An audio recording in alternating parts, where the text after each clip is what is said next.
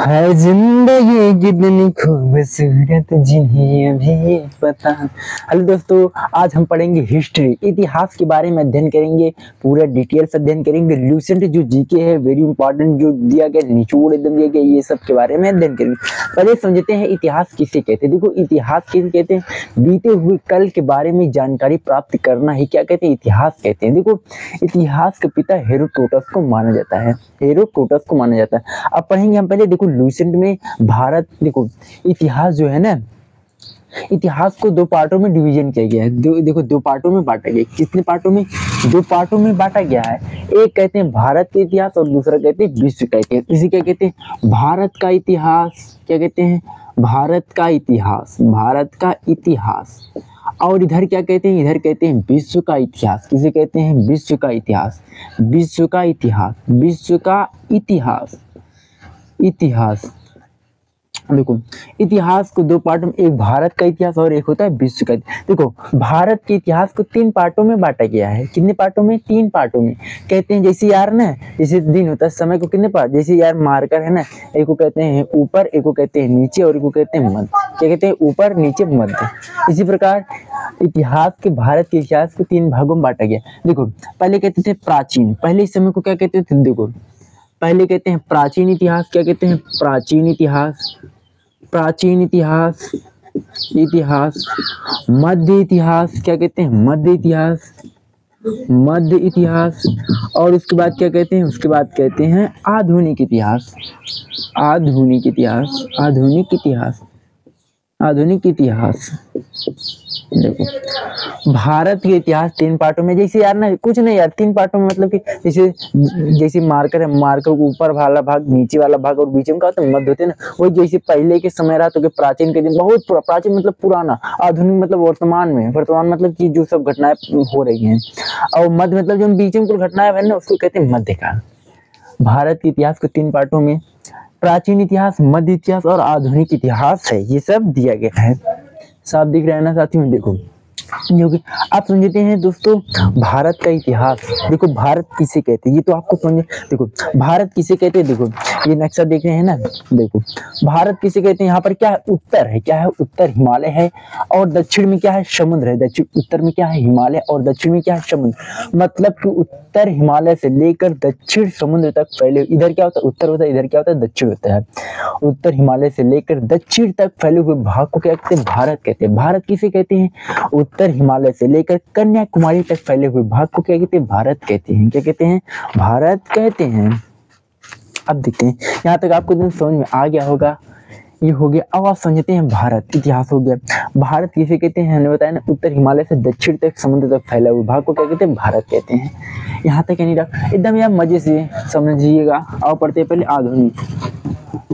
अब देखो, इतिहास का जो फर्स्ट यूनिट है उसके बारे में अध्ययन करते हैं। ये तो आपको एकदम समझ में आ गया होगा। अब पढ़ते हैं इतिहास के फर्स्ट यूनिट के बारे में अध्ययन करते हैं। ये तो आपको एकदम समझ में आ गया होगा। अब इतिहास का जो फर्स्ट यूनिट है वो है इतिहास जानने के स्रोत। क्या? प्राचीन इतिहास जानने के स्रोत। प्राचीन इतिहास जानने के स्रोत। प्राचीन इतिहास, इतिहास जानने के स्रोत। इतिहास जानने के स्रोत। स्रोत मतलब यार, पहले जो सब घटनाएं हुई ना, कैसे पता करेंगे हम पहले क्या हो रहा था? इतिहास मतलब प्राचीन इतिहास। प्राचीन इतिहास जानने के स्रोत क्या क्या हैं? स्रोत मतलब होता है क्या? स्थान, स्थान से हम कैसे, जैसे यार ना, जैसे यार ना, जैसे क्या है, ये मार्कर है, हम कैसे पहचानेंगे हाँ ये मार्कर है? जैसे क्या होता था, जैसे यार कहीं क्या, कहीं ये क्या, प्राचीन इतिहास जानने के स्रोत है। हम कैसे जानेंगे पहले पहले क्या हो रहा था? जैसे क्या हो रहा है, ये हो गया। जैसे ये मार्कर बना है, हम कैसे जानेंगे ये किस चीज का बना है, ये किस कंपनी का है? ये सब कैसे जानेंगे? हम देखेंगे, पढ़ेंगे, ये किस कंपनी का है, नाम हम लिखा होगा ना, हाँ व्हाइट बोर्ड है, किस कलर का है, इस चित्र देखेंगे तो हमको पता चल जाएगी मार्कर किस कंपनी का। इसी प्रकार इतिहास जो है पहले के जानने के स्रोत है। देखो, पहला क्या है? स्रोत मतलब जानने के स्रोत। देखो, इतिहास जानने का स्रोत जो है ये निम्न है। पहला है, देखो, धर्म ग्रंथ। क्या है? धर्म ग्रंथ। धर्म ग्रंथ क्या है? धर्म ग्रंथ है। और दूसरा क्या है, ऐतिहासिक स्रोत। ऐतिहासिक क्या है, ऐतिहासिक ग्रंथ। पहला हो गया धर्म ग्रंथ, दूसरा क्या है, ऐतिहासिक ग्रंथ है।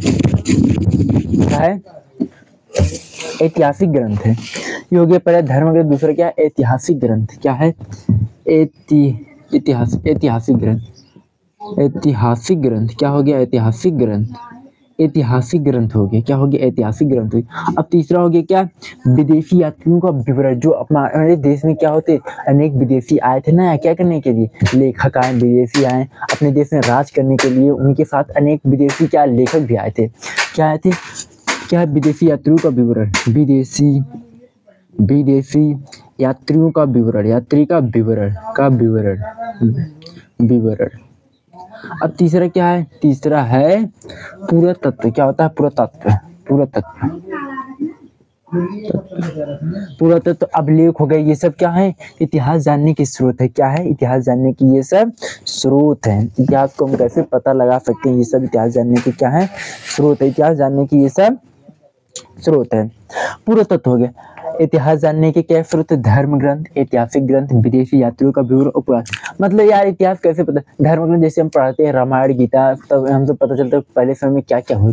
ऐतिहासिक ग्रंथ, ऐतिहासिक ग्रंथ में जैसे आचार्य चाणक्य जी द्वारा लिखा, चाणक्य जी द्वारा अर्थशास्त्र लिखा गया है, कल्हड़ लिखा है, पाणिनि द्वारा लिखा गया अष्टाध्यायी। इन सब ऐतिहासिक ग्रंथों मतलब कि राजा के वर्णन किया गया, जो बुक्स लिखे राजा के बारे में वर्णन किया गया है, इन सब के बारे में हम इतिहास के बारे में जानते हैं। अब विदेशी यात्रियों का विवरण मतलब अनेक विदेशी जो आए थे, जैसे सिकंदर के समय में आए थे, सेलुकस निकेटर, मेगास्थनीज आया था ना सिकंदर के शासनकाल में, उसने अपनी बुक्स में लिखा है। ये सब अल-बरूनी आए थे। ये सब क्या होते थे, ये सब लेखक आए थे जो अपनी किताबों में लिखा है पहले के बारे में। ये सब पढ़ने के बाद हमको इतिहास के बारे में जानकारी प्राप्त होता है। अब देखो पुरातत्व जैसे सिक्के हो गए, अभिलेख हो गए, पत्थरों पर जो अभी तक तो बहुत से अभिलेख के बारे में पता नहीं चला, जैसे सिक्के हो गए। आज देखोगे आप, आजकल महात्मा गांधी जी के चित्र छपा होता है, इससे पता चलता है इसमें कौन से शासन कर रहे थे। उसी प्रकार पहले जो होते थे ना, सिक्कों पर क्या आकृति बनी होती थी, घोड़े का आकृति बना होता था, अनेक प्रकार के जैसे सिक्के देखेंगे, सोने की चल रही, चांदी की चल रही। इससे वहाँ की अर्थव्यवस्था के बारे में पता चलता है, शासन व्यवस्था के बारे में पता चलता है। ये जो है इतिहास जानने के स्रोत हैं। धर्म ग्रंथ जो धर्म से संबंधित, और समझिए धर्म ग्रंथ के अंतर्गत क्या क्या आता है। धर्म ग्रंथ के अंतर्गत देखो आता है, देखो वेद आता है, वेद हो गया, वेदांग हो गया, पुराण हो गया। अब क्या आ गया, पुराण हो गया, उपनिषद हो गया, वेद, वेदांग, उपनिषद हो गया। ये सब क्या है, इतिहास जानने के स्रोत हैं। और देखो अब ऐतिहासिक ग्रंथ में क्या क्या हो गया। ऐतिहासिक ग्रंथ हो गया जैसे जातक हो गया। क्या हो गया, जातक ग्रंथ। क्या हो गया, जातक ग्रंथ हो गया, जातक आगम। और क्या हो गया, जातक आगम हो गया। और राजतरंगिणी हो गया,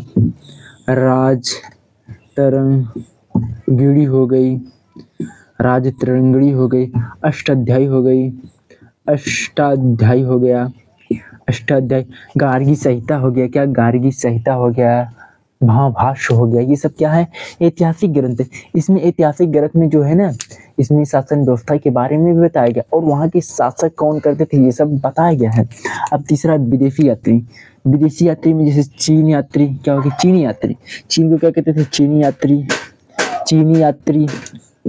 यूनानी रोमन यात्री।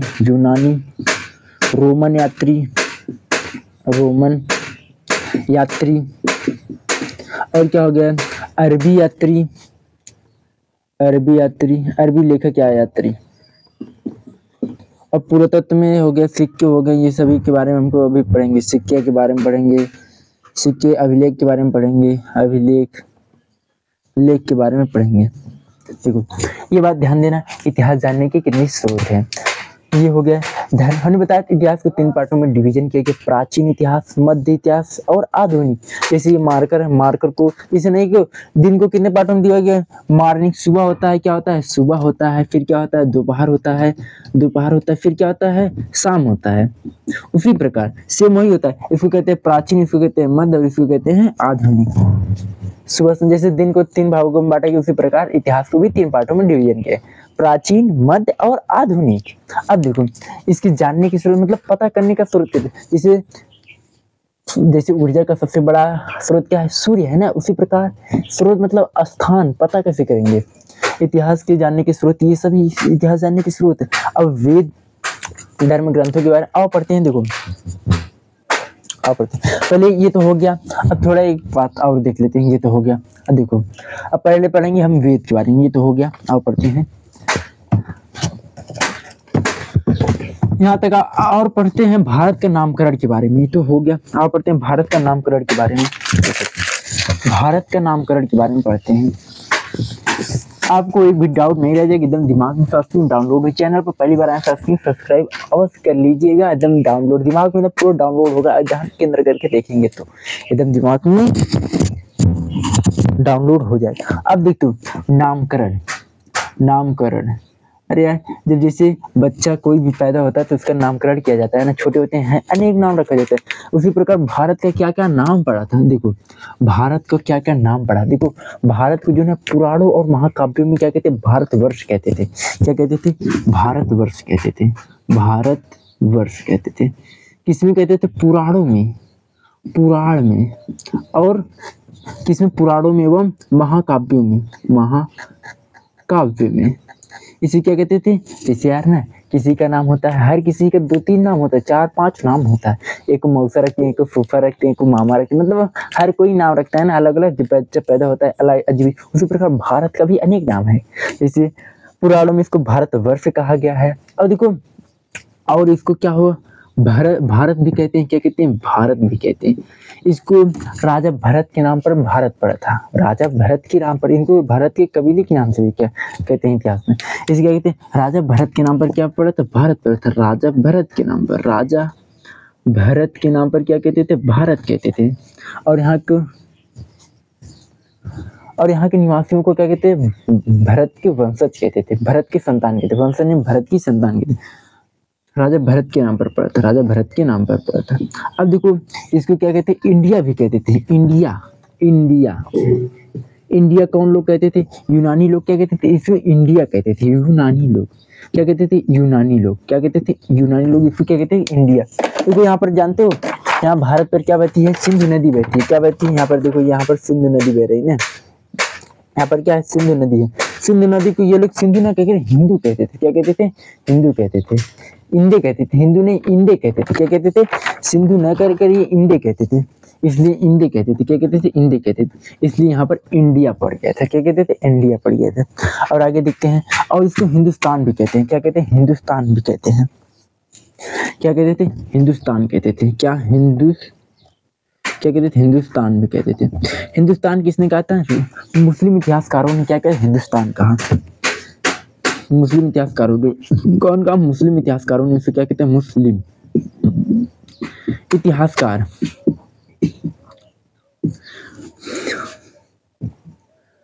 मुस्लिम इतिहासकार इसे क्या कहते थे, हिंदुस्तान कहते थे। ये बात ध्यान देना। नामकरण सिंपल से, जैसे हाँ इनका नाम यार, जैसे तुम्हारा नाम होगा, हर किसी का अलग अलग नाम होता है। चिंता ध्यान देना, हमारा नाम चिंटू हो गया, अरे अलग अलग नाम होता है ना, चंटू हो गया, चिंटू हो गया, यार अलग अलग नाम रखे जाते हैं। इसी प्रकार भारत का नाम भी अलग अलग रखा गया है।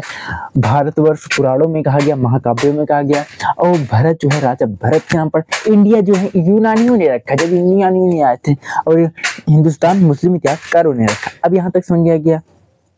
अब चलते हैं आगे साथियों, यहाँ तक आपको एकदम दिमाग में बैठ गया होगा, एकदम डाउनलोड होगा सब, एकदम दिमाग में। हमारा सिद्धांत डाउनलोड कराना है दिमाग में, तब आप ध्यान से पढ़ेंगे, आपके दिमाग में डाउनलोड एकदम हो जाएगा। अब चलते हैं आगे साथियों, यहाँ तक हो गया है। पढ़ते हैं वेद के बारे में। देखो किसके बारे में पढ़ते हैं, वेद के बारे में। देखो हम पढ़ते हैं वेद के बारे में। वेद देखो देखो वेद के बारे में हम पढ़ेंगे। वेद कितने प्रकार के होते हैं? देखो वेद का जो संकलन करता है उनको क्या कहते हैं? महर्षि कृष्ण द्वैपायन को माना जाता है। क्या होता है? वेद के जिसे संकलन करता है उन्हें क्या कहते हैं? महर्षि कृष्ण द्वैपायन को माना जाता है। द्वैपायन को माना जाता है। किसको माना जाता है? महर्षि कृष्ण द्वैपायन को क्या माना जाता है? वेद को जो संकलन करता है, वेद जो है अलग अलग पार्टों में डिवीजन था, इन्होंने क्या कहते हैं? जोड़ा था। इन्हें क्या कहते हैं? संकलन करता कहते हैं। क्या कहते हैं? संकलन करता कहते हैं। रचयिता माना जाता है इनको। इन्हें क्या कहते हैं? रचयिता मान। वेद कितने प्रकार के होते हैं? वेद मतलब कि इसकी कितनी संतान है? इनके कितने भागों में डिवीजन? 4। वेद कितने पार्टों में है? 4। कितने पार्टों में है? 4। देखो ऋग्वेद, यजुर्वेद,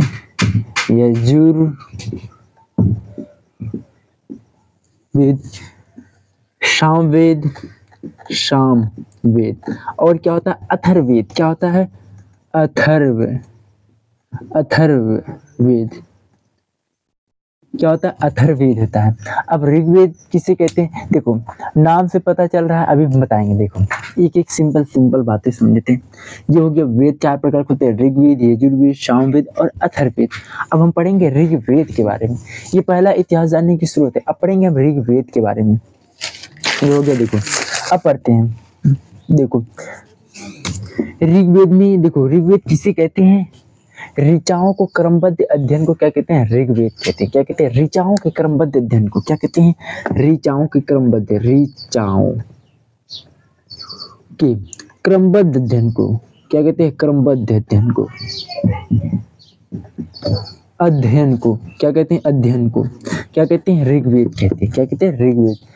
ऋचाएं मतलब रचनाओं के क्रमबद्ध अध्ययन को क्या कहते हैं? ऋग्वेद कहते हैं। क्या कहते हैं? ऋग्वेद कहते हैं। याद ध्यान देना, क्या कहते हैं? ऋग्वेद कहते हैं। अब देखो ऋग्वेद ये हो गया। अब ऋग्वेद में जो ऋग्वेद के पढ़ने वाले को क्या कहते हैं? होतृ कहते हैं। क्या कहते थे? होतृ कहते थे। इनकी ऋचाओं को पढ़ने वाले को क्या कहते थे? होतृ कहते थे। अब देखो ऋग्वेद में जो है, देखो 10 मंडल है। कितनी मंडल है? 10 मंडल है। कितनी मंडल है? ऋग्वेद में 10 मंडल है। कितने मंडल है? ऋग्वेद में 10 मंडल। और देखो और 1028 कितना सूक्ति है? क्या है? सूक्ति मतलब श्लोक है। सूक्ति है। क्या है? श्लोक है। अब देखो 10,462 कितनी क्या है? ये हो गया पुरुष। ये हो गया ऋचाएं हैं। क्या है? ऋचाएं हैं। ऋचाएं, ये इंपॉर्टेंट बात को ध्यान देना। ऋग्वेद को पढ़ने वालों के ऋचाओं को पढ़ने वाले होतृ कहते हैं। इसमें 10 मंडल, 10 चैप्टर है। क्या? पार्ट है। 10 चैप्टर है। क्या? चैप्टर है। और इसमें श्लोक कितने हैं? 1028 है। और इनकी ऋचाएं कितनी है? ऋचाएं हैं। रचनाएं कितनी है? रचनाएं हैं 10,462 है। अब देखो ये जो मंडल है ना, इसमें पूछा जाता है क्या? इसमें पूछा जाता है कि तीसरे मंडल में, देखो वो ये बात ध्यान दे कि इस चैप्टर में क्या दिया गया है। देखो तीसरे मंडल में जो है विश्वामित्र द्वारा रचित, इसमें क्या वर्णन है? इसमें वर्णन है विश्वामित्र द्वारा रचित जो है तीसरा मंडल है, इसमें सूर्य देवता सावित्री को समर्पित है। विश्वामित्र द्वारा रचित गायत्री क्या है? सूर्य देवता का वर्णन है। सूर्य देवता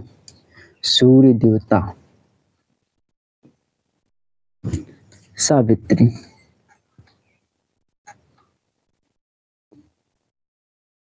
जो है सूर्य देवता सावित्री के द्वारा समर्पित जो मंत्र है, गायत्री मंत्र का उल्लेख किसमें है? तीसरे मंडल में। तीसरे मंडल में है। किस मंडल में? तीसरे मंडल में है। ये विश्वामित्र द्वारा रचित सूर्य देवता सावित्री को समर्पित मंत्र कौन सा है? गायत्री मंत्र। क्या है? गायत्री मंत्र। वो किसमें, यदि पूछा जाए गायत्री मंत्र किसमें वर्णित है तो यहाँ बता देना तीसरे मंडल में वर्णित है। अब देखो 8वें मंडल में क्या वर्णित है? जो है 8वें मंडल में हस्तलिखित ऋचाओं का वर्णन है। क्या है? 8वें मंडल में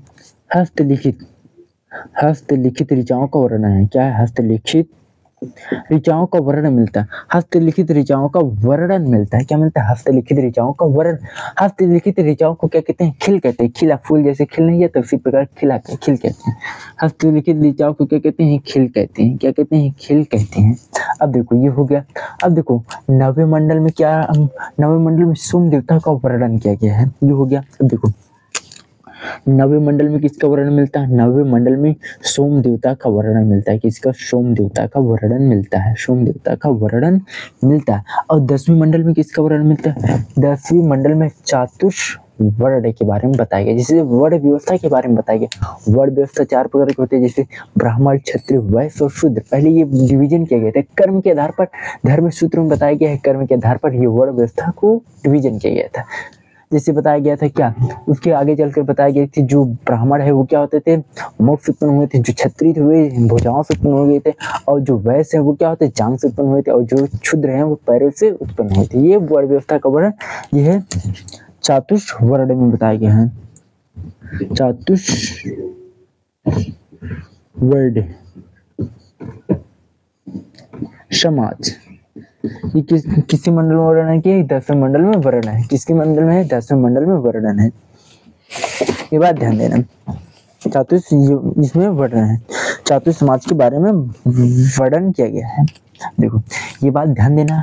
देखो ऋचाओं को क्रमबद्ध पढ़ने को, इसमें क्या ऋग्वेद में क्या, ऋग्वेद नाम से पता है ऋग्वेद मतलब ऋचाओं को क्रमबद्ध अध्ययन को ही क्या कहते हैं? ऋग्वेद कहते हैं। ऋग्वेद को पढ़ने वाले को होत्र कहते हैं।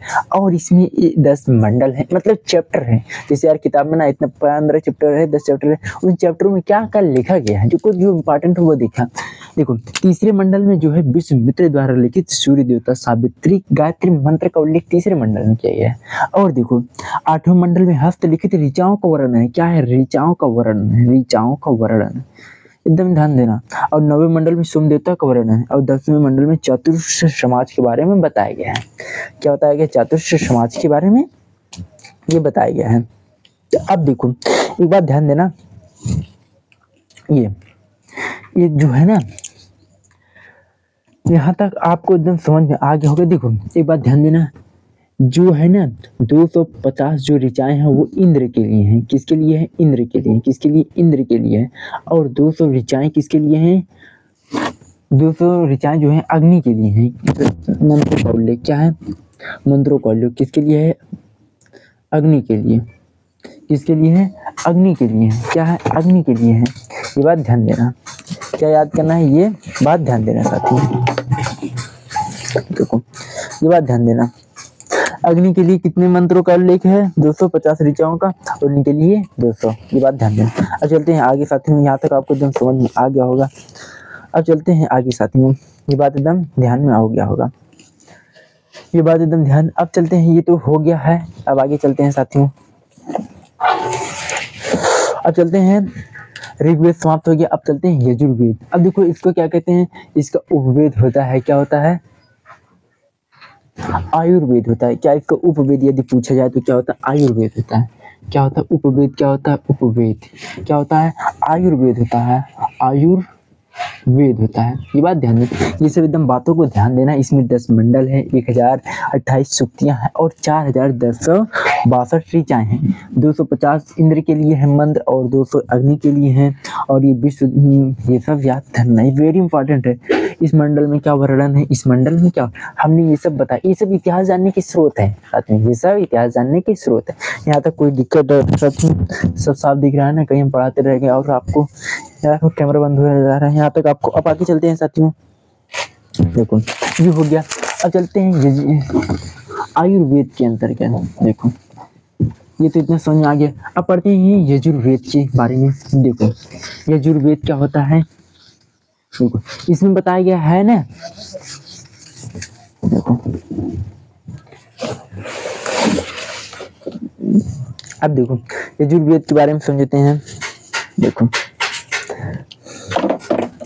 इसमें जो है ना, इसमें बताया गया बलिदान के बारे में बताया गया है। किसके बारे में? बलिदान के त्याग के बारे में बताया गया। और यज्ञ पूजा पाठ कैसे किया जाता है ये सब बताया गया है। क्या है? कर्मकांड कैसे, यज्ञ कैसे करना है, क्या किया जाता है, यज्ञ कैसे करना है, यज्ञ करना बताया गया है। पूजा पाठ बताया गया है, क्या करना है, पूजा पाठ करना है। और बलिदान के बारे में बताया गया है। क्या है? बलिदान के बारे में बताया गया है। इसके बारे में बलिदान के बारे में बताया गया है। ये सब किसमें वर्णन है? ये सब इसमें वर्णन है। इसे सब इसमें वर्णन है। आयुर्वेद, देखो आयुर्वेद को पढ़ने वालों को क्या कहते हैं? अर्धायु कहते हैं। क्या कहते हैं? अर्धायु। क्या कहते हैं? अर्धायु कहते हैं। क्या कहते हैं? अर्धायु कहते हैं। ये बात ध्यान देना। क्या कहते हैं? अर्धायु कहते हैं। अर्धायु कहते हैं। इनकी ऋचाओं को पढ़ने वाले को क्या कहते हैं? अर्धायु कहते हैं। क्या कहते हैं? अर्धायु कहते हैं। इतना बात साथियों समझ में आ गया। अब आगे चलते हैं। थोड़ा यार प्यास लग गई, थोड़ा पानी पीते हैं। ये बात ध्यान देना आपको।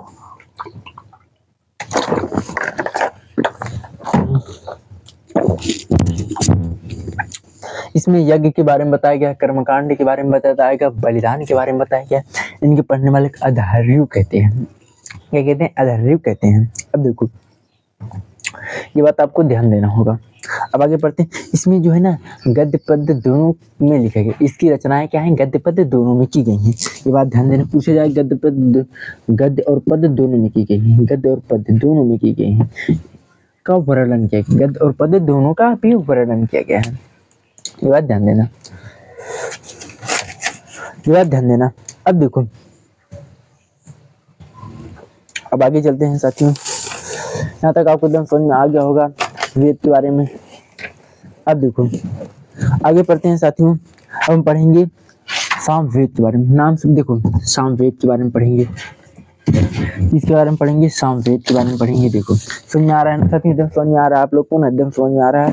कमेंट करना यार, मजा आ रहा है कि नहीं ये भी बताना कमेंट में। समझ में आ रहा है कि नहीं? समझ में आ रहा हो तो लाइक करना, सब्सक्राइब करना। अब पढ़ते हैं सामवेद। देखो सामवेद इसमें क्या है? गाने वाले ऋचाओं का वर्णन किया गया। क्या?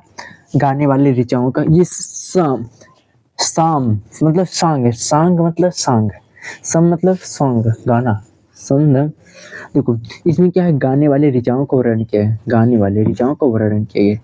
गाने वाले ऋचाओं का वर्णन किया गया है। वर्णन, गाने वाले ऋचाओं का वर्णन किया गया। ऋचाओं का वर्णन किया गया। क्या किया गया? वर्णन किया गया है। वर्णन किया गया है।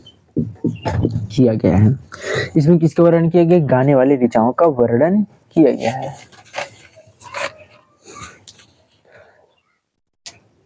गाने वाले ऋचाओं का क्या किया गया? वर्णन किया गया है।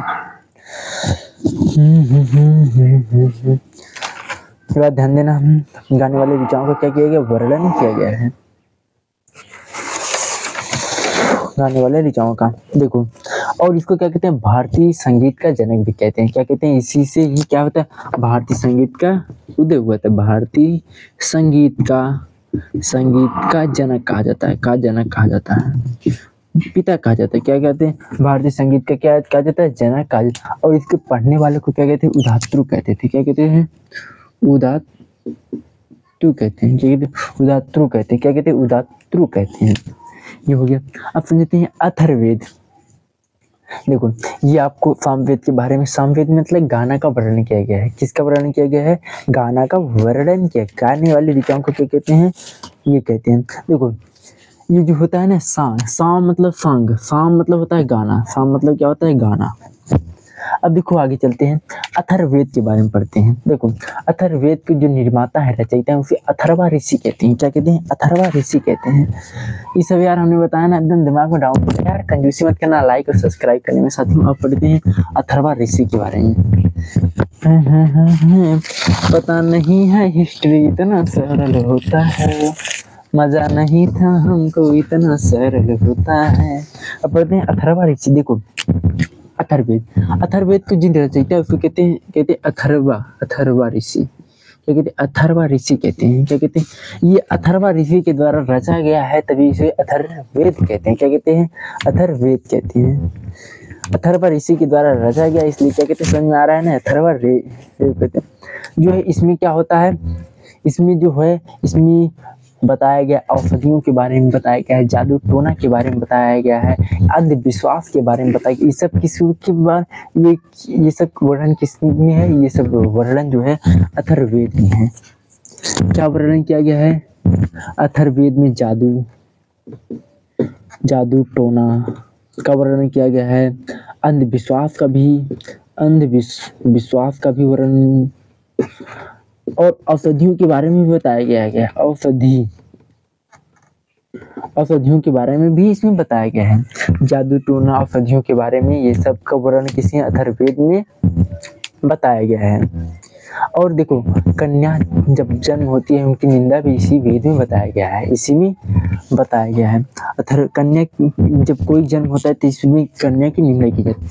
कन्या के जन्म का निंदा किस वेद में किया जाता है? अथर्ववेद। कन्या के जन्म की निंदा किस वेद में? जन्म की निंदा किस वेद में किया जाता है? ये सब ध्यान देना। कन्या के जन्म की निंदा किस वेद में किया जाता है? अथर्ववेद में किया जाता है। किस वेद में किया जाता है? अथर्ववेद में किया जाता है। अब देखो, इनकी सभा और समिति की प्रजापति की दो पुत्री थी। क्या थी?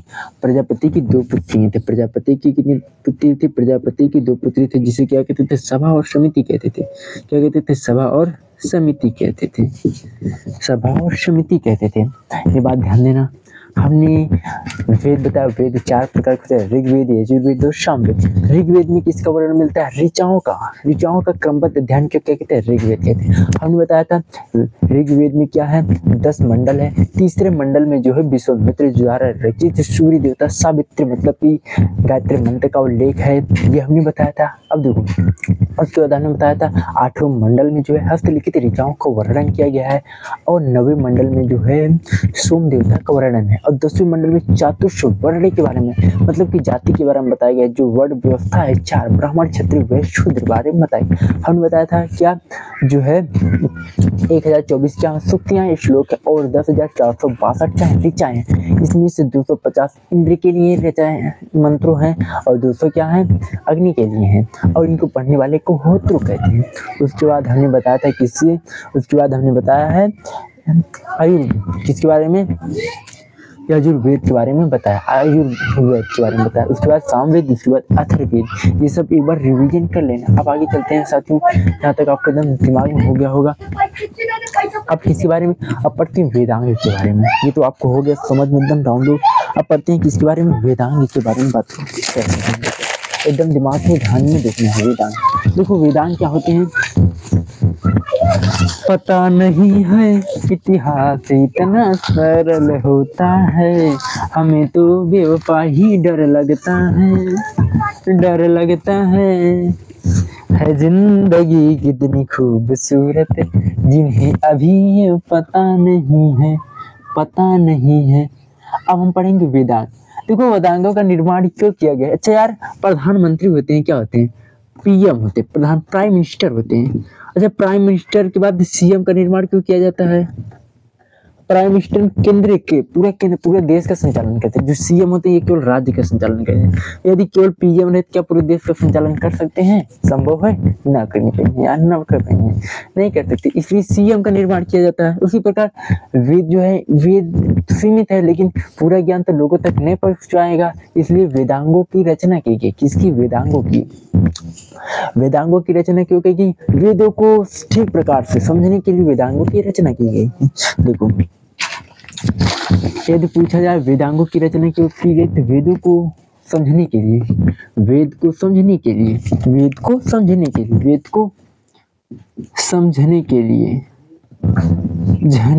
वेदांगों की रचना की गई। वेदांगों की संख्या 6 होती है। वेदांगों की संख्या कितनी होती है? 6 होती है। संख्या कितनी होती है? 6। इनकी कितनी संख्या होती है? 6। वेदांग क्या है? शिक्षा, कल्प, ज्योतिष से आप बताते हैं। देखो, पहला क्या है? शिक्षा, कल्प, ज्योतिष, निरुक्त,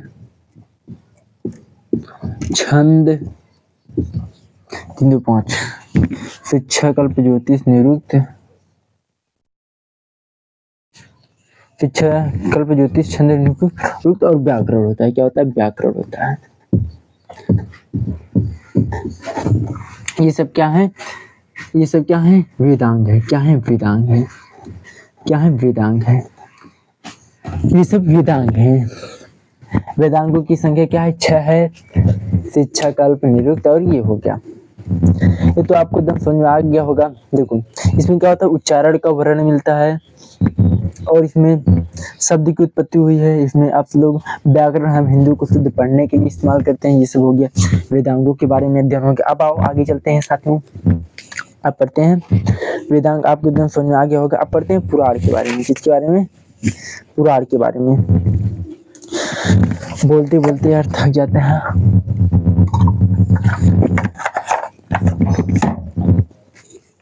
इसके बाद ध्यान देना, हम किसके बारे में पढ़ते हैं? पुराण के बारे में।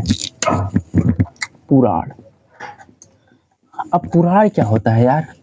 क्या होता है पुराण? क्या होता है? देखो इसमें क्या होता है, इसमें जो है भारतीय ऐतिहासिक कथाओं का सबसे अच्छा क्रमबद्ध विवरण है। भारतीय इतिहास के जो है क्रम, इसमें वंशों के बारे में बताया। जैसे क्या होता है, जैसे गुप्त वंश किससे संबंधित है, मौर्य वंश किससे संबंधित है, ये सब मतलब कि वंशाओं के बारे में बताए गए। इतिहास की जो है कथाओं का क्रमबद्ध अध्ययन मिलता है, इसका विवरण किया गया है भारतीय इतिहास कथाओं का।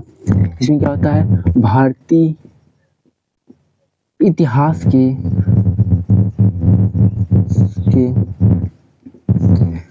भारतीय इतिहास के कथाओं का क्रमबद्ध अध्ययन होता है। कथाओं का क्रमबद्ध अध्ययन होता है। क्रमबद्ध अध्ययन होता है। देखो पुराणों की संख्या 18 है। क्या होती है पुराणों की संख्या? यदि पूछी जाए तो 18 है। पुराणों की संख्या कितनी है? पुराण की संख्या कितनी है? 18। यदि सबसे पुराना पुराण पूछा जाए तो ये मत्स्य पुराण होता है। क्या होता है?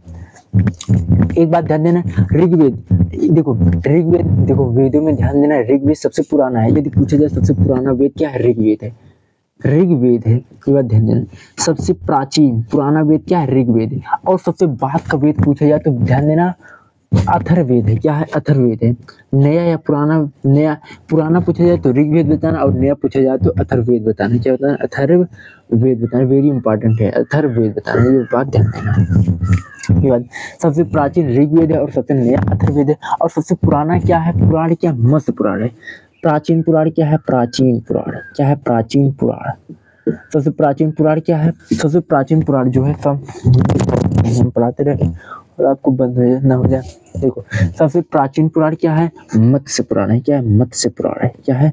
मत्स्य पुराण है। ये बात ध्यान देना, सबसे प्राचीन पुराण क्या है? मत्स्य पुराण है। और देखो पुराणों को पढ़ने वालों को पुजारी कहते थे। क्या कहते थे? पुजारी कहते थे। अरे पुजारी, और लोग जैसे नहीं पुजारी आए हैं यार, पुजारी। पुराणों को पढ़ने वाले को पुजारी कहते थे। क्या कहते थे? पुजारी कहते थे।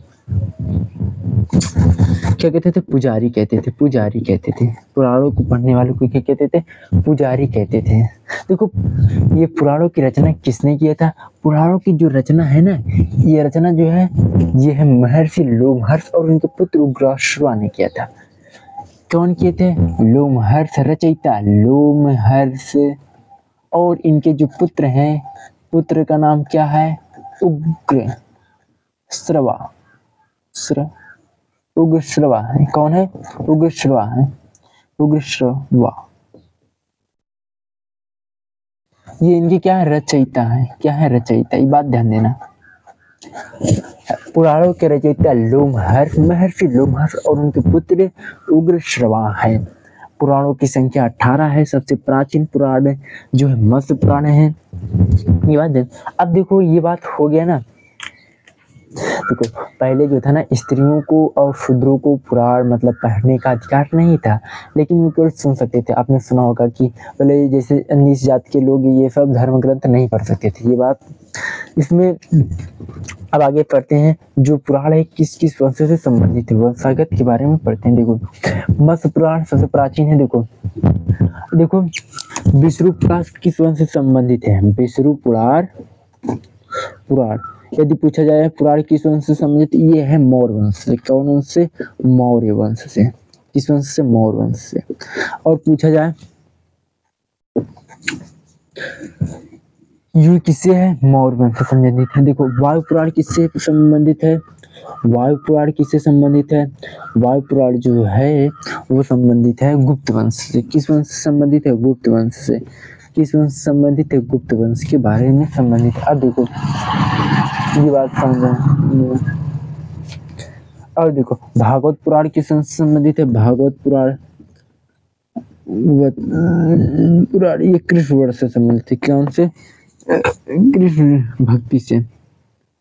कृष्ण भक्ति से संबंधित है। कृष्ण भक्ति से संबंधित है।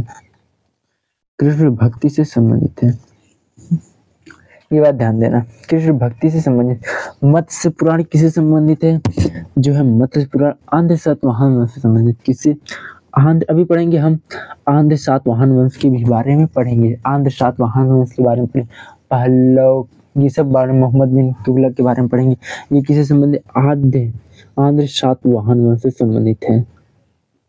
ये बात ध्यान देना। विष्णु पुराण किससे संबंधित? वायु पुराण किससे संबंधित? भागवत पुराण किससे संबंधित है? ये हो गया पुराणों के बारे में अध्ययन हो गया। अब देखो हमने पुराणों के, अब पढ़ते हैं उपनिषद के बारे में। ये हो गया। देखो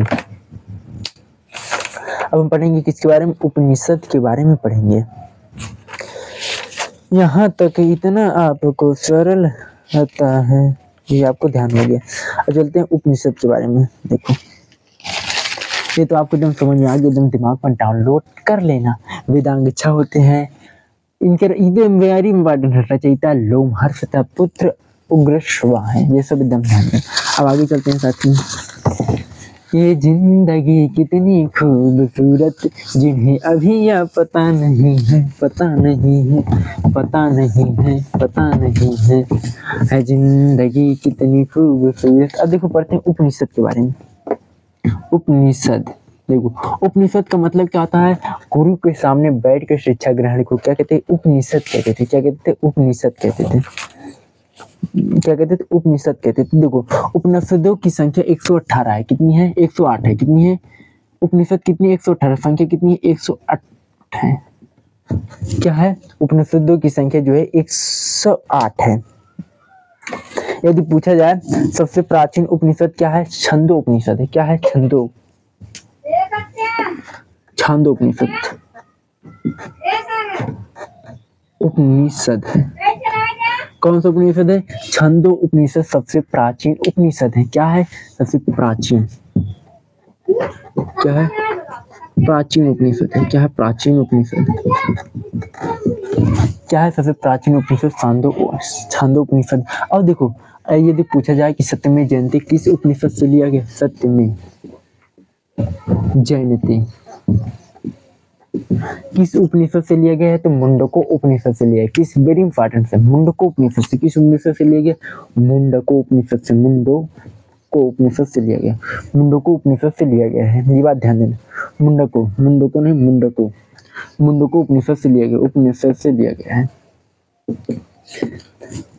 सबसे प्राचीन छंदोग्य उपनिषद और सत्यमेव जयते। और देखो आश्रम व्यवस्था और जवालो उपनिषद में क्या बताया गया है? इसमें बताया गया है, जवालो उपनिषद में बताया गया आश्रम व्यवस्था के बारे में बताया। जैसे होते हैं ना 4 व्यवस्था की, जैसे क्या आता है? ब्राह्मण नहीं होता है, क्या कहते हैं? ब्रह्मचर्य, उसके बाद गृहस्थ, फिर क्या कहते थे? उसके बाद कहते थे वानप्रस्थ, उसके बाद कहते थे संन्यास। ये वर्णन किसमें? जवालो उपनिषद में। किसमें वर्णन है? जवालो उपनिषद में। जवालो उपनिषद में। किसमें वर्णन है? जवालो उपनिषद में वर्णन है। ये सब किसमें वर्णन है? जवालो उपनिषद में आश्रम व्यवस्था का वर्णन है। आश्रम व्यवस्था का वर्णन है। आश्रम व्यवस्था का वर्णन है। क्या है? व्यवस्था का वर्णन है। जैसे क्या होता है? ब्राह्मण क्या होता है? ब्राह्मण नहीं होता यार, ब्रह्मचर्य होता है, फिर क्या होता है? गृहस्थ होता है, फिर संन्यास, वानप्रस्थ होता है, फिर संन्यास। मतलब कि 0 से 25 वर्ष की आयु मतलब ब्रह्मचर्य का पालन। उसके बाद 25 से 75, 25 से 50 तक क्या होता है?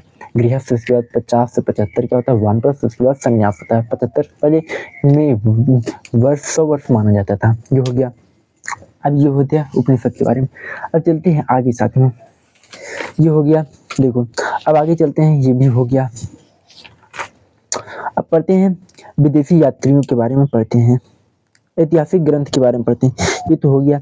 अब ऐतिहासिक ग्रंथ के बारे में पढ़ते हैं, ये तो हो गया है। अब देखो ऐतिहासिक ग्रंथ के बारे में पढ़ते हैं, चलते हैं आगे। ऐतिहासिक ग्रंथ के बारे में पढ़ते हैं।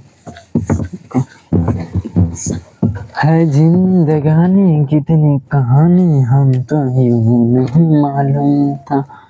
ऐतिहासिक ग्रंथ, ऐतिहासिक ग्रंथ, ये सब हम अभी यूनिट 1 है, ये सब इतिहास जानने की जरूरत है। देखो पहले पढ़ेंगे ऐतिहासिक ग्रंथ में क्या है, अर्थशास्त्र। अर्थशास्त्र, अर्थशास्त्र किसने लिखा है, ये लिखे हैं आचार्य चाणक्य जी ने। इनको विष्णुगुप्त भी कहते थे, क्या कहते थे, विष्णुगुप्त भी कहते थे, क्या कहते थे, विष्णुगुप्त भी कहते थे, क्या कहते थे, विष्णुगुप्त। कौटिल्य भी कहते थे। अर्थशास्त्र के रचयिता क्या है, आचार्य चाणक्य। ये क्या होता है, अर्थशास्त्र 2 होता है, एक होता है अर्थशास्त्र जिसमें अर्थव्यवस्था के बारे में, उसमें एडम स्मिथ ने लिखा है, और ये जो है इसमें राजनीति के बारे में बताया गया, युद्ध व्यवस्था कैसे किया जाता है। जब क्या होता है, चंद्रगुप्त इनका क्या, नंद ने, घनानंद ने क्या किया था, इनका अपमान किया था। इन्होंने उसी दिन प्रतिज्ञा करेंगे किए थे कि जब तक मैं मगध की सिंहासन से तुम्हें हटा नहीं दूंगा तब तक मैं अपनी शिखा को नहीं बांधूंगा।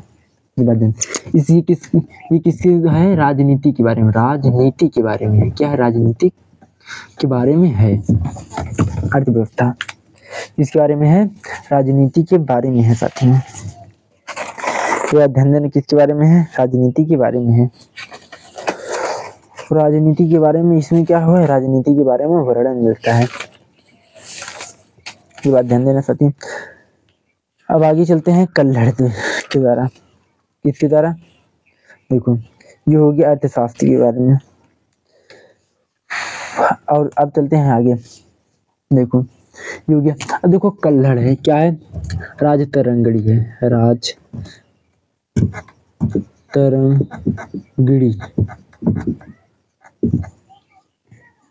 राजतरंगिणी है, क्या है, राजतरंगिणी।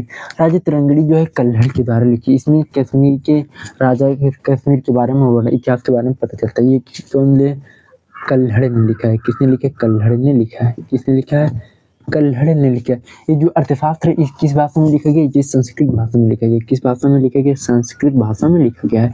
और राजतरंगिणी भी किस भाषा में, संस्कृत भाषा में वर्णित है।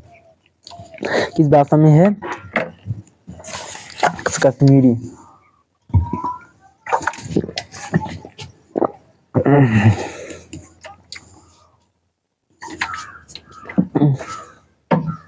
समझ में आ रहा है साथियों आप लोगों को एकदम मस्त से, ये बात ध्यान देना। अब आगे चलते हैं, ये बात ध्यान देना, कल्हड़ के द्वारा लिखा गया है। किसके द्वारा लिखा गया, कल्हड़ के द्वारा लिखा गया है। अब आगे चलते हैं, अब देखो अब पढ़ते हैं साथियों आगे, देखो ये हो गया। अब पढ़ते हैं अष्टाध्यायी के बारे में। किसके बारे में, अष्टाध्यायी के बारे में।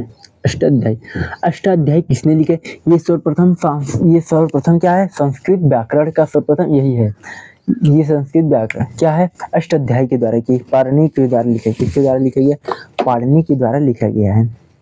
किसके द्वारा लिखा गया, पाणिनि के द्वारा लिखा गया है।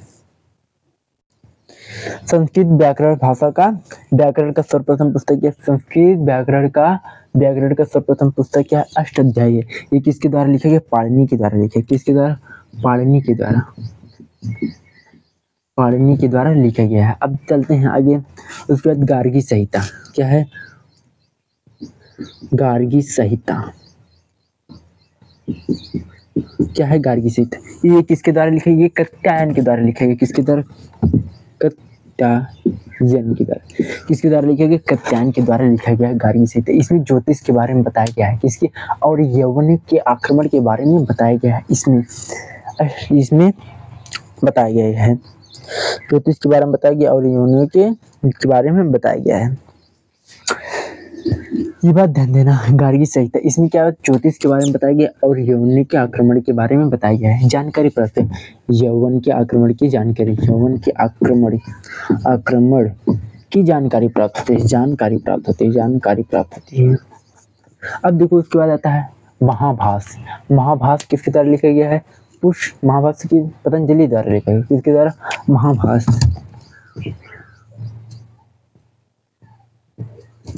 महाभाष्य क्या है? महाभाष्य किसके द्वारा लिखा गया? महाभाष्य। ये लिखा गया पतंजलि के द्वारा। शुंग वंश के पुरोहित क्या थे? पतंजलि थे।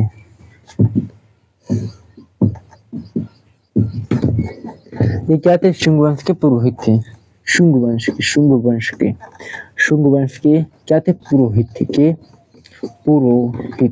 क्या थे? शुंग वंश के क्या थे? पुरोहित थे। पतंजलि क्या थे? शुंग वंश के पुरोहित थे। और इन्होंने शुंग वंश के बारे में वर्णन किया गया है। क्या है? शुंग वंश के इतिहास के बारे में। ये सब इतिहास की जरूरत हमें अभी पता कर रहे हैं। ये सब इतिहास की जरूरत है। यूनिट फर्स्ट चल रहा है साथियों। हमने पढ़ लिया वेद वेदांग के बारे में पढ़ लिया, और पढ़ लिए तो उपनिषद पुराण के बारे में पढ़ लिया। पढ़ रहे हैं ऐतिहासिक ग्रंथ के बारे में पढ़ रहे हैं। ये सब हो गया अर्थशास्त्र में मौर्य वंश के बारे में बताया गया है। मौर्य वंश के बारे में ये क्या था? जब सिकंदर भारत आया था, सिकंदर अलेक्जेंडर भारत आया था, उस समय इतिहास के बारे में वर्णन किया गया है। सेल्यूकस निकेटर का राजदूत ये सिकंदर के शासनकाल में आया था। अब इसमें मौर्य वंश के बारे में बताया गया है। इसमें अर्थशास्त्र मौर्य वंश के शासन से संबंधित है। अब ये हो गया महाभाष्य में हो गया। अब चलते हैं आगे। अब पढ़ते हैं विदेशी यात्रियों के विवरण के बारे में अध्ययन करते हैं। ये भी हो गया। और चलते हैं आगे साथियों। पता नहीं है जिंदगानी कितनी खूबसूरत होती है। यार लाइक और करने में कंजूसी मत करना, और शेयर और कर देना साथी। मजा आ रहा है नहीं ये भी बताना यार। कमेंट बताना, मजा आता है यार। जिंदगी कितनी खूबसूरत। ये जानते हो हर एग्जाम में पूछा जाता है। वेरी इंपॉर्टेंट होता है। अब यार ना जैसे विदेशी यात्री आए क्या हमने बताया था ना, यूनानी, रोमन, चीनी यात्री। चीनी खाए वाले चीनी नहीं, चीनी खाने वाला ना। अब करते हैं विदेशी यात्रियों का विवरण। विदेशी यात्रियों का विवरण। देखो हमने बताया था ना 4 प्रकार के विदेशी यात्रियों के बारे में। पहले पढ़ते हैं यूनानी रोमन लेखक के बारे में। यूनानी किसके बारे में? यूनानी रोमन लेखक के बारे में। यूनानी रोमन लेखक के बारे में पढ़ते हैं।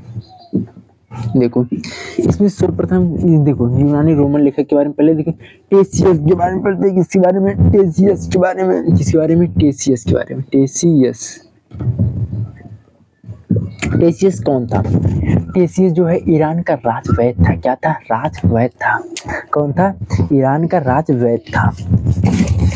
है जिंदगी ये इतनी खूबसूरत जिन्हें अभी ये पता नहीं क्या था? ईरान का राजवैद्य था। ईरान का राजवैद्य था। क्या था? ईरान का राजवैद्य था। ये क्या था? ईरान का राजवैद्य था। ध्यान देना, ये क्या था? ईरान का राजवैद्य था। और इनका जो है ना, जो इसने अपनी बुक में लिखा है भारत के बारे में, वो सब मतलब क्या है? आश्चर्यजनित बातों का वर्णन मिलता है। जो इसने लिखा है इसमें आश्चर्यजनित बातों का वर्णन मिलता है, जो आश्चर्यचकित कहानियों से भरपूर है। अब देखो हेरोडोटस के बारे में पढ़ते हैं। किसके बारे में? हेरोडोटस के बारे में। हेरोडोटस के बारे में पढ़ते हैं। इनको कहते हैं फादर ऑफ हिस्ट्री। हिस्ट्री का पिता माना जाता है। क्या माना जाता है? Father of history. हिस्ट्री का पिता माना। हिस्ट्री पापा है बाऊ। क्या है? इतिहास का पिता। इतिहास का पिता जैसे यार हर किसी के पापा होते हैं ना, फिर इतिहास के पिता कौन? इतिहास का पिता। देखो इन्होंने एक बुक लिखी जिसको हिस्टोरिका कहते। क्या कहते? हिस्टोरिका कहते थे। क्या कहते थे? हिस्टोरिका। इनकी किताब का नाम क्या है? हिस्टोरिका। क्या है? हिस्टोरिका। क्या नाम है? हिस्टोरिका। इनकी किताब का नाम है क्या है? हिस्टोरिका लिखी है इन्होंने। ये बात ध्यान देना। अब आगे पढ़ते हैं साथियों मेगास्थनीज के बारे में पढ़ते हैं। किसके बारे में? ये तो हो गया। अब पढ़ते हैं मेगास्थनीज के बारे में। नंबर 3 क्या है? मेगास्थनीज। इसके बारे में पढ़ते हैं। मेगास्थनीज के बारे में पढ़ते हैं। मेगास्थनीज। ये मेगास्थनीज किसके राजदूत था? ये किसके शासनकाल में आया था? मेगास्थनीज ये चंद्रगुप्त मौर्य के शासनकाल में भारत आया था। ये सेल्यूकस निकेटर का राजदूत था। क्या था? राजदूत था यार? नहीं यार, मेगास्थनीय सेल्यूकस निकेटर था। ये किसके दरबार में आया था? ये चंद्रगुप्त मौर्य के दरबार में आया था। किसके दरबार में आया था? चंद्रगुप्त मौर्य के दरबार में आया था। पूछा जाता है किसके दरबार में आया था? ये चंद्रगुप्त मौर्य के दरबार में आया था। किसके दरबार में? चंद्रगुप्त मौर्य के दरबार में। चंद्रगुप्त मौर्य के दरबार में क्या था? भारत आया था। ये बात ध्यान है। और इनकी किताब, इन्हें एक किताब लिखी जिसको कहते हैं इंडिका। क्या कहते थे? इंडिका कहते थे। इंडिका। इसकी किताब का नाम क्या है? इंडिका है। क्या है? इंडिका। की इसकी बुक का नाम है। देखो, ये राजदूत था सेल्यूकस निकेटर का। ये किसका राजदूत था? ये था सेल्यूकस निकेटर का राजदूत था। किसका? सेल्यूकस। किसका था? सेल्यूकस निकेटर का। Seleucus Nicator. और सेल्यूकस निकेटर किसका राजदूत था? ये था सिकंदर का। किसका था? सिकंदर का। मेगास्थनीज सिकंदर सेल्यूकस निकेटर का राजदूत था। क्या था? राजदूत था। ये सिकंदर के द्वारा राजदूत था। कौन था? राजदूत था। ये आया था यहाँ पर। इसने क्या किया? ये चंद्रगुप्त मौर्य के शासनकाल में आया था, भारत आया था। अब आगे पढ़ते हैं साथियों। अब पढ़ते हैं डाइमेकस के बारे में पढ़ते हैं। किसके बारे में? डाइमेकस के बारे में पढ़ते हैं। यहाँ तक आपको एकदम समझ में आ गया है। टेसियस ईरान का राजवैद्य हेरोडोटस है। ये सब एकदम ध्यान में डाउनलोड करके चलते रहिए। एकदम डाउनलोड मतलब समझ लीजिए हम दादा परदादा के बारे में याद पता चल रहा है। उनके साथ क्या उनके शासन काल में क्या होते हैं सबका अध्ययन हम कर रहे हैं। दादा परदादा के बारे में ये हो गया। अब पढ़ते हैं डाइमेकस के बारे में पढ़ते हैं। ये सब एकदम हो गया। टेसियस ईरान का राजवैद्य था और इसने जो लिखा ना वो अभी तक आश्चर्यजनित वर्णन किया गया था। और ये हो गया। फिर मेगास्थनीज ने के बारे में पढ़े हमने। इसने क्या किए थे? जो इसने मेगास्थ इंडिका बुक्स लिखे, इसमें मौर्य काल के बारे में वर्णन किया गया है। मौर्य वंश के समाज के बारे में वर्णन किया गया। जब यहाँ आया तो यहाँ के बारे में देखा स्थिति, उसने अपनी बुक्स इंडिका में ये सब वर्णन किया है। अब चलते हैं आगे। है जिंदगी हम तो तुम्हारे, बंदा गुरु पर पदम परागा, सरच समास सरसंगागा, हम यमर में चूरन चारू समरस। डाइमेकस के बारे में पढ़ते हैं। किसके? डाइमेकस। समझ में आ रहा है कि नहीं साथियों? समझ में आ रहा है तो लाइक करना है, सब्सक्राइब करना। पढ़ते हैं डाइमेकस के बारे में। यहाँ तक आपको समझ में आ गया होगा। अब डाइमेकस क्या था? देखो, ये सीरियन नरेश अंतियोकस का राजदूत था। ये क्या था? सीरियन नरेश क्या था? सीरियन नरेश। ये क्या था? मिस्र नरेश। ये क्या था? मिस्र नरेश। मिस्र नरेश ने सीरिया नरेश अंतियोकस का राजदूत था। क्या था? अंतियोकस का राजदूत था।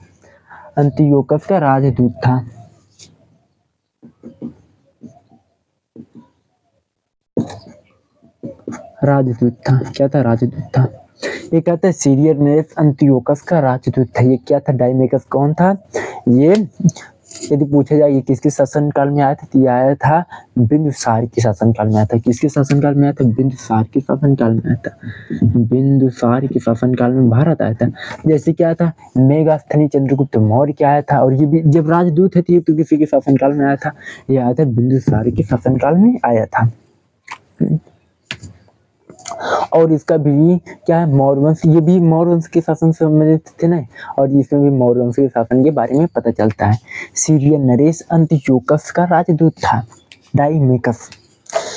इतना बात समझ आया?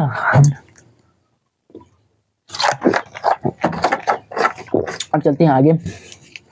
डायोनिसियस के बारे में पढ़ते हैं। किसके बारे में? हम पढ़ते हैं डायोनिसियस के बारे में। डायोनिसियस के बारे में पढ़ते हैं। अब पढ़ते हैं डायोनिसियस के बारे में। ये क्या था? देखो, डायोनिसियस जो था ये मिस्र नरेश टालमी। क्या था? मिस्र नरेश टालमी का ये क्या था? मिस्र नरेश। क्या था? मिस्र नरेश टालमी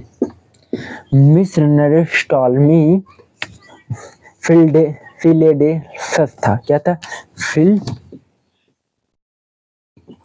क्या था?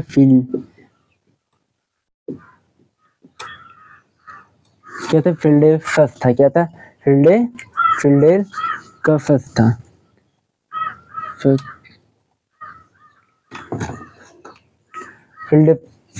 फिलेडेल्फस का राजदूत था। किसका था? फिलेडेल्फस का राजदूत था। किसका का राजदूत था। क्या था? राजदूत था। क्या था? राजदूत था। ये बात ध्यान देना। जो मिस्र नरेश टालमी फिलेडेल्फस का राजदूत था। डायonysius किसका राजदूत था? फिलेडेल्फस का राजदूत था। ये बात ध्यान देना। किसका राजदूत था? ये इसका राजदूत था। क्या था? राजदूत था। और ये जो है अशोक के शासनकाल में आया था। किसके शासनकाल में? पहले चंद्रगुप्त मौर्य, फिर बिंदुसार, फिर ये किसके शासनकाल में आया था? अशोक के। किसके शासनकाल में? अशोक के। अब आगे चलते हैं। यहाँ तक हो गया है। अब आगे चलते हैं। अब पढ़ते हैं टालमी के बारे में। ये हो गया। इन सब बातों के एकदम ध्यान देना। अब चलते हैं टालमी के बारे में पढ़ेंगे। टालमी के बाद पढ़ेंगे, ये तब हो गया। अब पढ़ते हैं टालमी के बारे में। किसके बारे में? टालमी के बारे में। अब देखो, इसको भारत का भूगोल का जनक मान, इसको क्या कहते हैं? भारत का भूगोल नाम किस तरह लिखी? इसने क्या लिखी थी?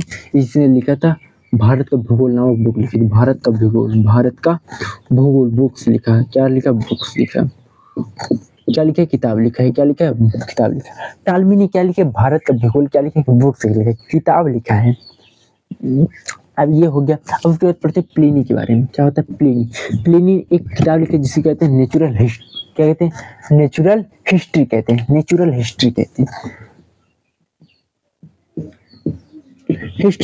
कहते हैं? नेचुरल हिस्ट्री मतलब कि प्राकृतिक हिस्ट्री, मतलब कि जिसमें पेड़ पौधे और जीव जंतुओं के बारे में विवरण मिलता है, क्या कहते हैं?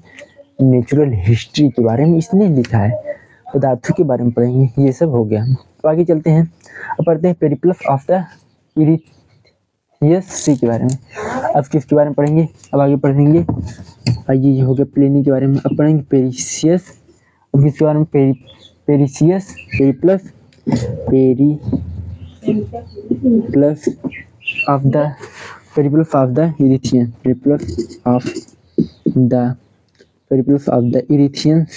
किसके बारे में? पेरिप्लस ऑफ द इरिथियन सी की इरिथियन सी के बारे में पढ़ेंगे। इरिथियन सी के बारे में क्या बारे में पढ़ेंगे? इरिथियन सी के बारे में पढ़ेंगे। इसमें जो है क्या, महासागरों के बारे में वर्णन मिलता है। किसके बारे में? महासागरों के बारे में वर्णन मिलता है। किसके बारे में? महासागरों के बारे में वर्णन। इस लेखक के बारे में अभी तक जानकारी प्राप्त नहीं है। इसके लेखक का लापता है। क्या? लेखक का नाम पता नहीं है। पेरिप्लस ऑफ द इरिथियन सी जो है बुक जो है, इसके लेखक का पता नहीं है। और इसमें महासागरों के वर्णन के बारे में, ये क्या है? महासागरों की यात्रा कर रहा था। क्या कर रहा था? महासागरों की यात्रा कर रहा था। यहाँ तक हो गया। अब आगे चलते हैं साथियों। ये हो गया विदेशी यूनानी लेखकों के बारे में। अब हम आगे चलते हैं। यहाँ तक आपको एकदम समझ में आ गया होगा। आओ अब आगे चलते हैं साथियों। अब पढ़ते हैं चीनी यात्री के बारे में। फटाफट देख लेते हैं जल्दी। आओ पढ़ते हैं, बहुत टाइम हो जा रहा है। अब पढ़ते हैं, देखो चीनी लेखक के बारे में। यहाँ तक हो गया। पढ़ते हैं चीनी लेखक के बारे में। किसके? चीनी लेखक के बारे में। देखो इसकी सबसे इम्पोर्टेंट है जो है फाहियान। क्या है? फाहियान। सबसे इम्पोर्टेंट है फाहियान। क्या है? फाहियान। ये जो है चंद्रगुप्त द्वितीय के शासनकाल में भारत आया था। क्या आया था? चंद्रगुप्त द्वितीय के शासनकाल में क्या था? भारत आया था। चंद्रगुप्त द्वितीय के शासनकाल में भारत आया था। भारत आया था। फाहियान किसके शासनकाल में आया था? चंद्रगुप्त द्वितीय के शासनकाल में भारत आया था। और इसने जो है मध्य प्रदेश की मतलब कि समाज के बारे में वर्णन किया। अपनी किताब में किसका वर्णन करता है? ये जो है चीनी यात्री जो है मध्य प्रदेश की जनता के बारे में, सुखी और समृद्धि के बारे में वर्णन किया। किसी एमपी के बारे में? किसके बारे में? एमपी मध्य प्रदेश के बारे में वर्णन करता है। समाज के बारे में वर्णन करता है। समाज के बारे मतलब कि वहाँ की समृद्धि के बारे में ये वर्णन करता है। क्या कहता है? वर्ण का, और ये जो था 14 वर्षों तक भारत में रहा। कितने वर्षों तक? 14 वर्षों तक भारत में रहा। क्या कि 14 वर्षों तक भारत में रहा। ये चीन से वेरी इंपॉर्टेंट है, ये हर एग्जाम में पूछा जाता है, बहुत इंपॉर्टेंट है। उसके बाद पढ़ते हैं किसकी, ह्वेंग सांगे के बारे में। ह्वेंग सांगे के बारे में पढ़ते हैं, ये हो गया। उसके नंबर 2 में पढ़ते हैं ह्वेंग सांगे के बारे में पढ़ते हैं, इसके बारे में ह्वेंग सांगे के बारे में पढ़ते हैं, ह्वेंग सांगे के बारे में पढ़ते हैं, इसके बारे में पढ़ते हैं, ह्वेंग सांगे के बारे में पढ़ते हैं। देखो ह्वेंग सांग को यात्रियों का राजा भी कहते हैं। क्या कहते हैं? ह्वेंग सांग को जो है यात्रियों को राजा भी कहते थे। इन्होंने ना ये बौद्ध धर्म के बारे में नॉलेज को एकत्रित कर, इसने नालंदा विश्वविद्यालय में अध्ययन भी किया है। किसमें? नालंदा विश्वविद्यालय जो है, नालंदा विश्वविद्यालय इसने क्या है, नालंदा विश्वविद्यालय में अध्ययन भी किया। नालंदा विश्वविद्यालय के संस्थापक कौन है? यह है कुमारगुप्त। कौन है? कुमारगुप्त है। कुमारगुप्त प्रथम है। क्या है? यदि पूछा जाए कि नालंदा विश्वविद्यालय के संस्थापक कौन है, कुमारगुप्त प्रथम जो है नालंदा विश्वविद्यालय के संस्थापक हैं। क्या है? संस्थापक हैं। ये बात ध्यान देना, ये बात ध्यान देना। देखो ये जो है चंद्रगुप्त द्वितीय के शासनकाल में है, और ये जो है ना जो है हर्षवर्धन के शासनकाल में। किसके शासनकाल में आया था? हर्षवर्धन के शासनकाल में आया था। हर्षवर्धन ये हर्षवर्धन के शासनकाल में जो भारत आया था, और इसने नालंदा विश्वविद्यालय में शिक्षा भी ग्रहण किया था। और इसने जो है एक किताब लिखी जिसकी कहते हैं सीयूकी। क्या कहते थे? सीयूकी। इसने किताब भी लिखा है, सीयूकी इसने किताब लिखा है, प्रसिद्ध किताब, जिसमें इसने ने बहुत से देशों का भ्रमण किया है। 162 से देशों का बहुत से देशों का भ्रमण किया है। और इसने सीयूकी बुक्स लिखे जो बहुत प्रसिद्ध है, यात्रा विवरण के बारे में क्या करता था? वर्णन करता है। और इसने क्या किया था? 15 वर्षों तक रहकर इसने अध्ययन किया था। बौद्ध धर्म का ये प्रचार, मतलब बौद्ध धर्म से को एकत्रित कर रहा था, बौद्ध धर्म के बारे में एकत्रित कर रहा था, और अपनी किताबों में इसने लिखा था। ये बात ध्यान देना। अब चलते हैं आगे, जो ज़्यादा इंपॉर्टेंट है सयुगन के बारे में। किसके बारे में? ये हो गया, ये चंद्रगुप्त द्वितीय के शासनकाल में आया था, और ये जो है हर्षवर्धन के शासनकाल में भारत आया था। अब आगे चलते हैं, ये सब एकदम इम्पोर्टेंट है। नालंदा विश्वविद्यालय, इसने 15 वर्ष तक यहाँ तक आया था, और ये 14 वर्ष तक यहाँ पर रहा था, ठहरा था, रुका था। ये हो गया। अब इसने किताब लिखा। अब आगे चलते हैं हम, अब पढ़ते हैं संयुग्मन के बारे में। जल्दी यार देख लेते हैं, वेरी इंपॉर्टेंट है। अब चलते हैं आगे। अब किसी संयुगन के बारे में, संयुगन ये तो वेरी इंपॉर्टेंट नहीं है, ये ज़्यादा पूछा नहीं जाता है, ये ज़्यादा इंपॉर्टेंट नहीं है। संयुगन ये जो था क्या था, 518 ईस्वी में क्या होता है? भारत आया था। क्या आया था? 518 ईस्वी में क्या आया था? भारत आया था। 512 ईस्वी में आया था। इसने 3 वर्षों तक बौद्ध धर्म के बारे में, इसे 3 वर्षों तक क्या थे? बौद्ध धर्म के बारे में एकत्रित ज्ञान प्राप्त किया। किसके बारे में? बौद्ध धर्म के बारे में ज्ञान प्राप्त किया था। ये केवल 3 वर्षों तक आकर भारत में ये ज्ञान प्राप्त किया था, बौद्ध धर्म के बारे में क्या किया था? ज्ञान प्राप्त कर रहा था। ये बात है। 518 ईस्वी में भारत आया था, इसने बौद्ध धर्म के बारे में जानकारी एकत्रित कर रहा था। ये बात है। अब चलते हैं आगे, इत सिंह के बारे में पढ़ते हैं। चौथा है क्या? इत सिंह। किसके बारे में? इत सिंह के बारे में अध्ययन करते हैं साथियों। किसके बारे में? इत सिंह के बारे में अध्ययन करते हैं। देखो इत सिंह के बारे में अध्ययन करते हैं। अब चलते हैं आगे। देखो इत सिंह क्या था? 17वीं शताब्दी के अंत में भारत आया था। 17वीं शताब्दी के अंत में, 17वीं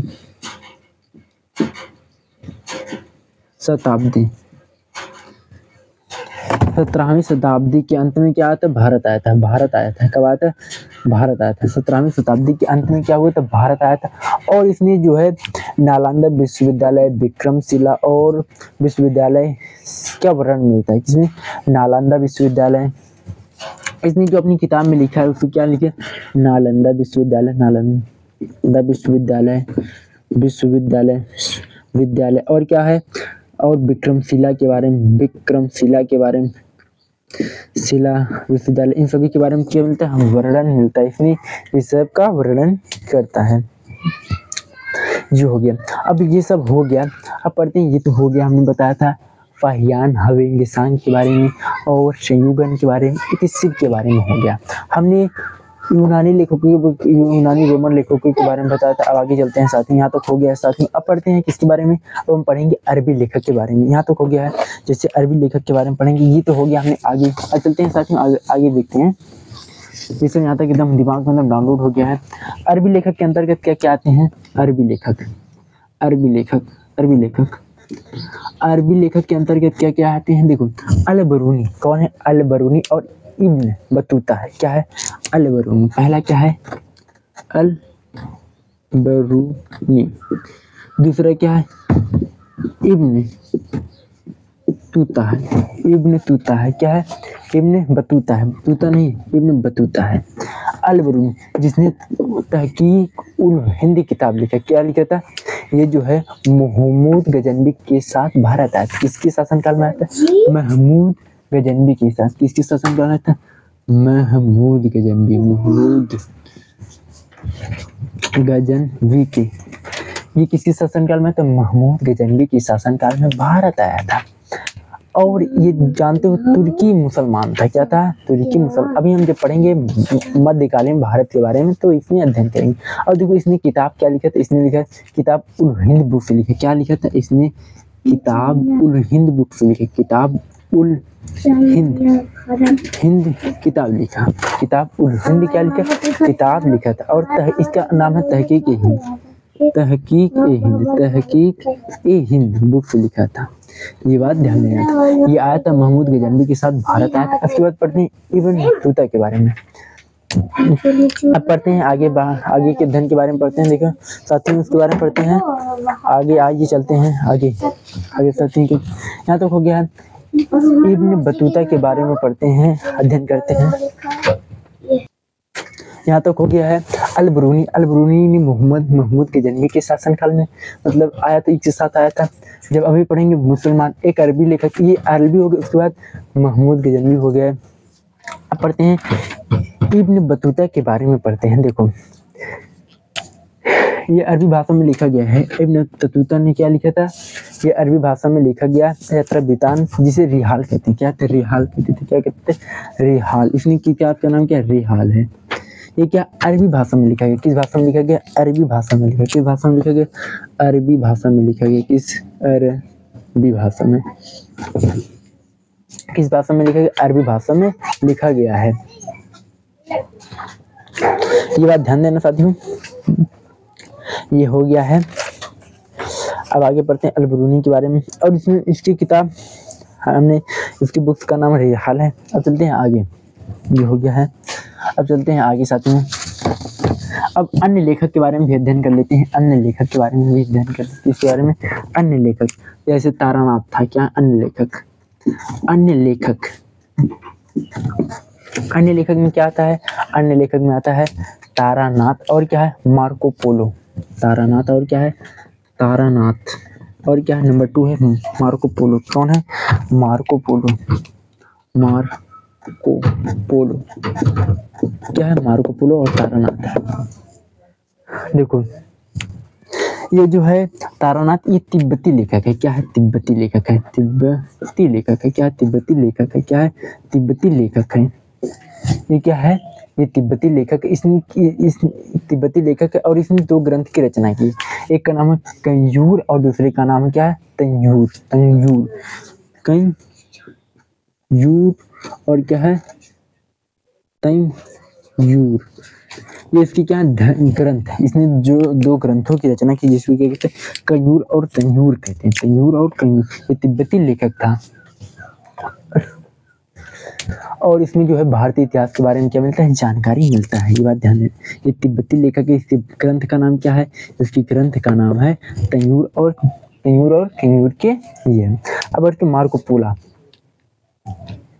और ये जो है मार्को पोला ये पांडव राज्य के टाइम में आया था। किसके? पांडवा देश की यात्रा पर आया था। किसके? पांडवा देश की यात्रा पर आया था। किसके यात्रा पर आया था? पांडवा देश की यात्रा पर आया था। किसके देश? पांडवा देश की यात्रा पर आया था। और इसमें जो है विवरण जो है पांडव राज्य के बारे में मिलता है। पांडव इतिहास के बारे में जानिए। इसमें किसके बारे में इतिहास? पांडव इतिहास के बारे में। पांडव इतिहास के बारे में जानकारी प्राप्त है। इतिहास के बारे में के बारे में जानकारी प्राप्त होता है। हमने पूरा बता दिया है इतिहास जानने के स्रोत के बाद। अब बचा गया पूरा तत्व बचा है। अब ये आगे वीडियो में देखेंगे साथियों। आज के लिए हमने बताया वेद क्या होते हैं, वेदांग क्या होता है, उपनिषद क्या होता है, ये सब हमने बता दिया है।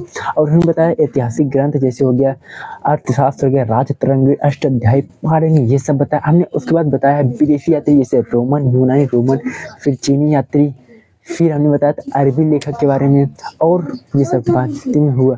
अब हम आगे देखते हैं। ये हमने बता दिया। आज के लिए तो जय हिंद साथी। अगर यदि समझ में आपको आया हो तो लाइक अवश्य करना, सब्सक्राइब अवश्य करें। जय हिंद साथी, वंदे मातरम। सपोर्ट अवश्य करना साथी। जय हिंद।